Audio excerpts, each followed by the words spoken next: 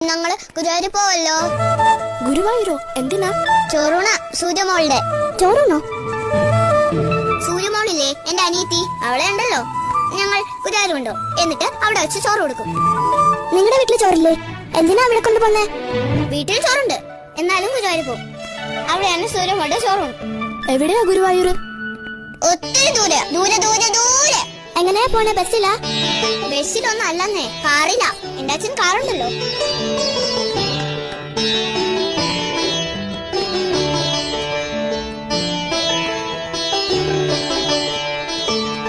ഈ ചോറൂണെന്ന് വെച്ചാ എന്താ ജാനിക്കുട്ടി? അതോ, ചോറൂണെന്ന് വെച്ചാൽ ചോറും സാമ്പാറും തൈരും പപ്പടവും എല്ലാം കൂടെ കുഴച്ചുരുട്ടി സൂര്യമോൾക്ക് തിന്നാൻ കൊടുക്കും. അതാ. അതിനാണോ ഗുരുവായൂർ പോന്നേ?